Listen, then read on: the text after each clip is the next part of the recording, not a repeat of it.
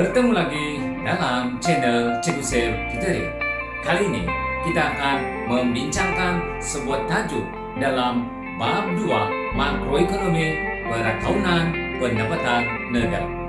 Subtopik yang akan dibincangkan pada kali ini adalah konsep nilai ditambah. Dalam perbincangan ini kita akan melihat apa itu konsep nilai ditambah dan bagaimana nilai ditambah dihitung. Seterusnya kita akan membincangkan bagaimana konsep nilai ditambah wujud dalam proses pengeluaran.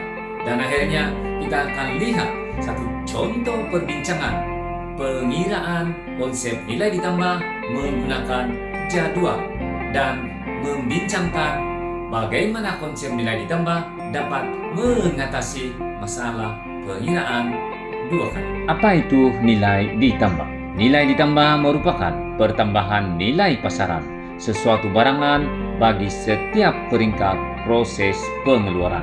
Nilai ditambah juga dapat dilihat melalui perbezaan antara nilai keluaran dengan cost input, dan nilai ditambah dapat dihitung dengan menggunakan rumus berikut. Nilai ditambah bersamaan nilai keluaran tolak cost input. Bagaimana nilai ditambah boleh wujud? Kita melihat contoh berikut. Bagaimana proses ataupun bagaimana nilai ditambah wujud akibat daripada proses pengeluaran. Satu contoh yang mudah, yaitu ubi kayu diproses menjadi tepung dan akhirnya tepung diproses lagi untuk menghasilkan kuih. Kalau kita lihat, bagi setiap perubahan ataupun setiap peringkat pemprosesan ini dari ubi kayu menjadi tepung, dari tepung menjadi kuih, maka ini akan melibatkan pertambahan nilai keluaran. Dalam perbincangan ini, kita akan menggunakan contoh, yaitu pembalakan dan akhirnya diproses dan dijual di kedai perabot. Melalui gambar-gambar yang kita lihat, contoh yang kita boleh lihat dengan jelas adalah gambar pertama adalah kayu balak, yaitu bagi sektor pertama yang tidak memerlukan sebarang cost input ataupun cost input adalah sifar kerana pengeluaran ini berasaskan sumber alam. Dan kalau kita lihat pada gambar kedua adalah kegiatan ekonomi, yaitu membalak ataupun menebang pokok balak, dan seterusnya pokok balak yang ditebang akan digergaji menjadi papan, dan selepas itu akan dihantar di kilang perabot untuk menghasilkan perabot. Dan pada peringkat akhir, yaitu pada sektor ketiga, perabot yang telah siap dijual di kedai perabot. Apa yang kita boleh lihat di sini, bagi setiap peringkat pemprosesan akan berlaku peningkatan nilai, dan peningkatan nilai itulah yang dikenali sebagai nilai ditambah. Untuk peringkat seterusnya, kita akan lihat satu contoh pengiraan berasaskan kepada contoh ini. Sekarang kita akan lihat contoh pengiraan melalui jadwal. Sekarang kita akan melihat satu contoh pengiraan nilai ditambah melalui jadwal.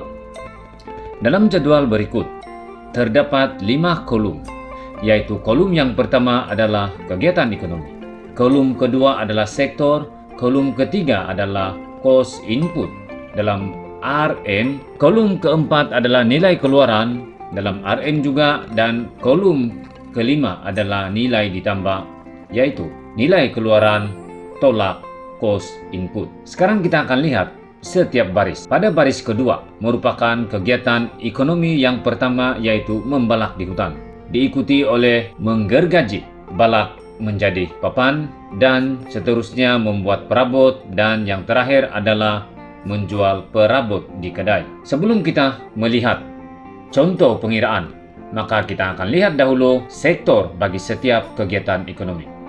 Kegiatan ekonomi yang pertama, yaitu membalak di hutan, merupakan kegiatan bagi sektor pertama, dan menggergaji balak menjadi papan merupakan sektor kedua, dan membuat perabot juga merupakan sektor kedua, dan yang terakhir menjual perabot adalah sektor ketiga. Sekarang kita akan melihat contoh pengiraan bagi kos input dan nilai keluaran. Bagi kegiatan ekonomi yang pertama, yaitu membalak di hutan, kos input adalah sifar. Ini karena membalak di hutan merupakan penggunaan kepada sumber alam yang mana tidak melibatkan sebarang kos untuk penghasilan kayu balak. Bagaimanapun setelah pembalakan berlaku, kayu balak boleh dijual dengan nilai 300, atau dengan kata lain kita andaikan bahwa nilai keluaran adalah Rm300. Ini berlaku dalam sektor pertama. Seterusnya, peringkat seterusnya adalah menggergaji balak menjadi papan yang berlaku dalam sektor kedua. Maka kos input bagi menggergaji balak menjadi papan adalah Rm300, yaitu nilai keluaran bagi membalak di hutan. Pada peringkat ini, yaitu kegiatan ekonomi menggergaji balak menjadi papan, nilai keluaran boleh dijual dengan nilai Rm800. Pada peringkat ketiga, yaitu membuat perabot, kos input adalah Rp800, yaitu bersamaan dengan nilai keluaran bagi menggergaji balak menjadi papan. Setelah papan dibuat menjadi perabot, maka nilai keluaran akan menjadi Rp1.500. Dan peringkat seterusnya, pada peringkat keempat, yaitu pada sektor ketiga, menjual perabot, maka kos input adalah Rp1.500, yaitu bersamaan dengan nilai keluaran bagi membuat perabot.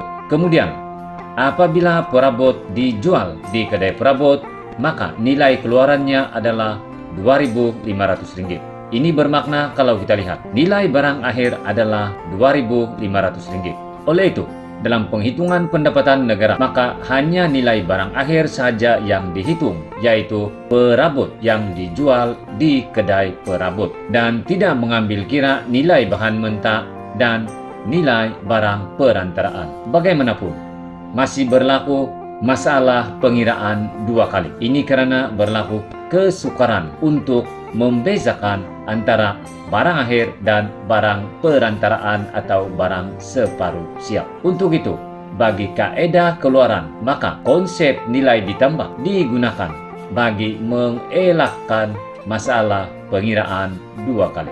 Seterusnya, kita lihat contoh pengiraan nilai ditambah. Nilai ditambah dapat dihitung dengan rumus nilai keluaran tolak kos input. Kita akan lihat pengiraan nilai ditambah bagi kegiatan ekonomi yang pertama, yaitu membalak di hutan.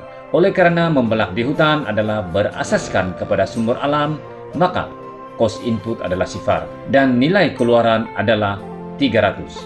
Maka nilai ditambah adalah Rm300 tolak kosong bersamaan dengan Rm300, yaitu nilai keluaran ditolak dengan kos input. Pada peringkat kedua, yaitu menggergaji balak menjadi papan. Kalau kita lihat, kos input adalah 300 dan nilai keluaran adalah 800.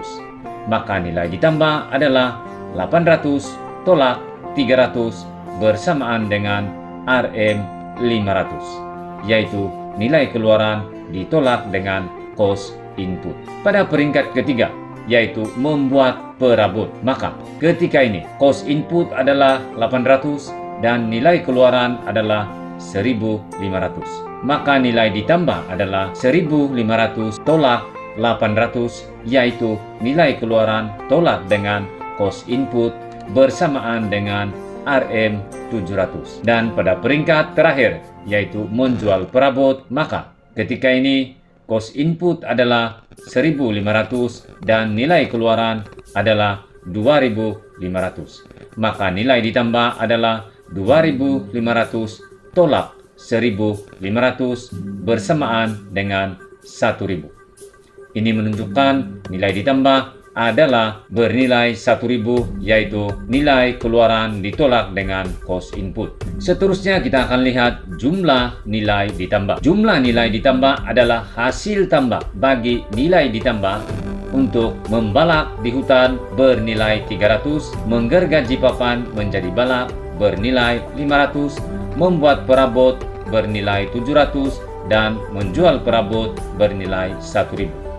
Maka jumlah nilai ditambah adalah Rm2.500. Ini menunjukkan kalau kita lihat jumlah nilai ditambah adalah bersamaan dengan nilai barang akhir, yaitu Rm 2.500. Untuk itu, perlu diingat di sini bahwa jumlah nilai ditambah haruslah sama dengan nilai barang akhir. Dan sekiranya semasa kita menghitung, menjumlahkan nilai ditambah dan didapati nilainya tidak bersamaan dengan nilai barang akhir, maka berkemungkinan berlaku kesilapan dalam penghitungan.